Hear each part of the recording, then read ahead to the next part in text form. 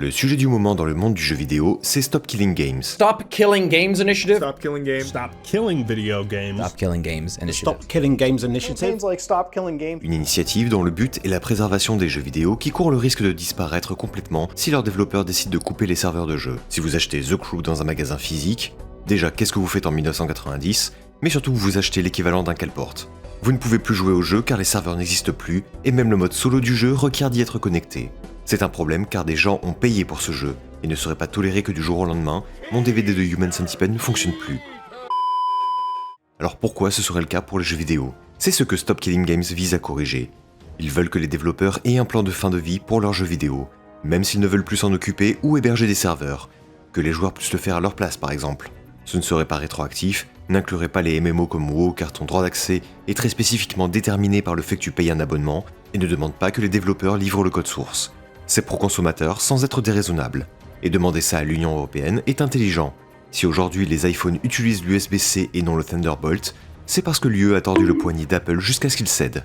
L'initiative débute en avril 2024 et récupère un peu de traction. Ils ont besoin de 1 million de signatures pour être entendus par l'Union Européenne. Ils font gentiment parler d'eux, ça commence un peu à faire effet boule de neige, mais c'est encore timide. Puis, l'initiative a dû passer par les rues de Londres parce qu'elle s'est pris un méchant coup de poignard dans la gueule. Ça, c'est Pirate Software, aka Thor, un ancien de chez Blizzard très fier de son parcours. I worked at Blizzard for 7 years. I worked at Blizzard at the time, being a hacker, as a full-time career. I worked at Blizzard, then I worked at Amazon, then I worked for the United States Department of Energy. When I first started at Blizzard, I used to work at Blizzard Entertainment. I'm a hacker.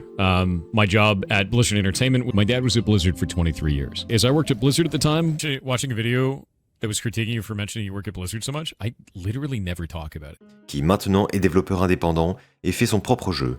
Une copie d'Undertale sous Game Maker. Toujours en early access après 8 ans. Il est reconnaissable par sa voix grave. Doctor's like, hey, sometimes in your early 30s, your voice can change as a man, and it's effectively second puberty. Ses dessins sur Paint, et par son omniprésence dans les shorts YouTube. Mon Dieu, ce type était partout. Tu pouvais pas ouvrir YouTube sans voir sa gueule. Coucou. Et il emploie un ton impérieux et très assuré sur absolument tout ce dont il parle. At the end of your job interview, when they ask you if you have any other questions for them, tell them this. If you were to hire me right now, where best would you utilize my skill set? Right now. Il est pas là pour discuter, il est là pour t'apprendre. Et bah ça marche, il explose très vite et très fort. Un stream et une chaîne YouTube massif. Il devient pendant un temps la coqueluche d'Internet. Il prend note de l'initiative et la descend complètement. Oh shit, now this is actually really dumb. It's used car salesman garbage. This is shit. It's shit.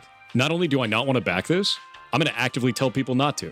That is awful. That is a horrible goddamn direction. That's awful.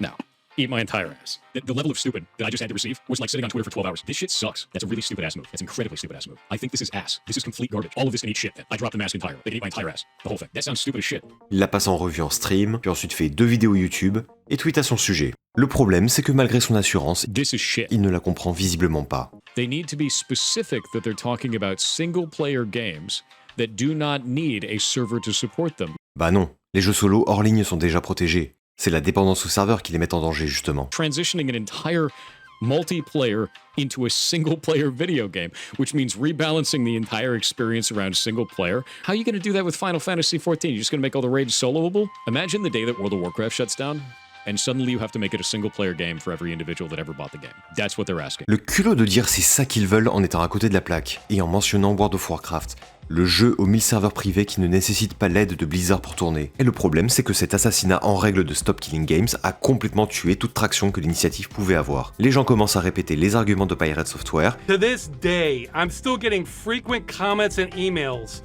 about the same falsehoods about the campaign that originated in this video.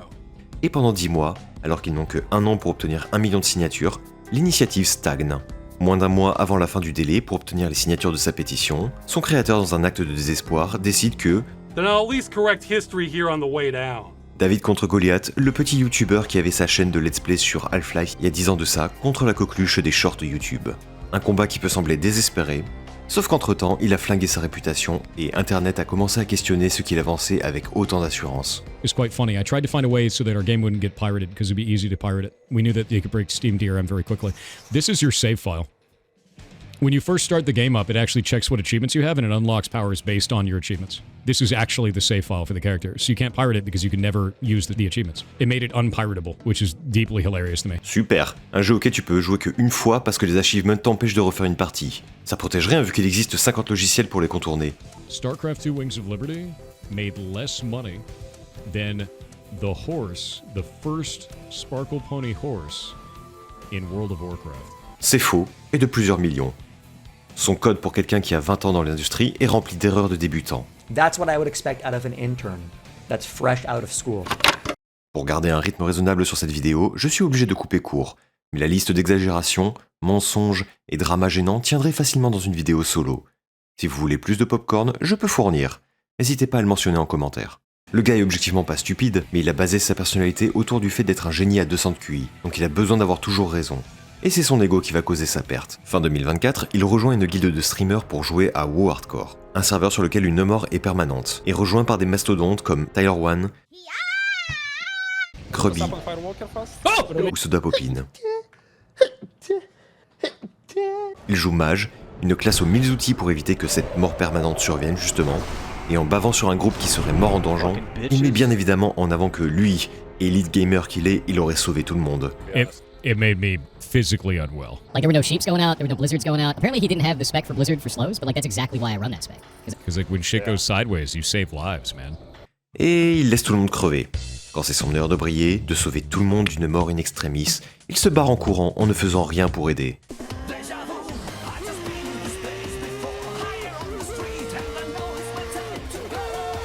Et sa réponse derrière a été détestable et emplie d'ego. Do you see my mana? What am I supposed to do for you? Oh, eh ben voyons. Ça blâme les coéquipiers, And a lot of it was from a rogue. The druid butt pulled an extra pack. The tank chose to take us into a bad route and got myself out when the call was made to run. Which, by the way, was made by them as well. Look at my mana. Savage, but come on, man. But the mage is the one at fault because the mage is the hero class and the mage has to do everything perfectly. You save lives, man. il persiste, Like you were doing earlier? Nah, I'm good. See ya. et les gens commencent à fouiller un peu et se rendent compte que c'est un thème récurrent. There is an enemy called Oculus. If you pull it, that kills everyone looking at it. So one of you pulled the Ocular. Why? I'm gonna go back in the video and find out who pulled that damn thing, kick him out of the raid. That is insane shit. You have to be better than that. Thor pulled it in a clip? Link. I call bullshit. The lightning ball pulled the... De 1, quand tu parles, tu bégayes. Et mon Dieu, mais écoutez-moi ça. I'm not at fault there. I'm correct there for doing that. 100%. No. Absolutely not at fault there.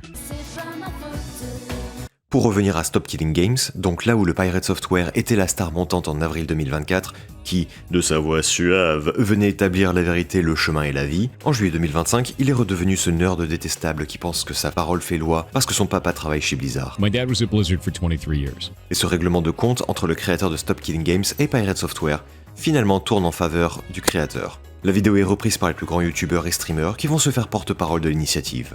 PewDiePie, Desmond, Moist Critical, Jacksepticeye, car au-delà des méchants développeurs de jeux vidéo, on a une vraie personne physique qui représente l'opposition. Et l'élément déclencheur de tout ça, c'est une mort en donjon sur WoW et son incapacité à admettre ses fautes. C'est ce qui a levé la communauté contre lui et les a fait réévaluer son contenu passé, dont sa position sur l'initiative. L'ironie cosmique, c'est que si Thor n'avait jamais mentionné Stop Killing Games, il est juste possible que l'initiative ne serait jamais passée. Au moment où j'écris ces lignes, ils sont en train d'atteindre le million. 10 jours avant, ils étaient à 500 000. Et ils étaient bloqués à ce chiffre pendant des mois.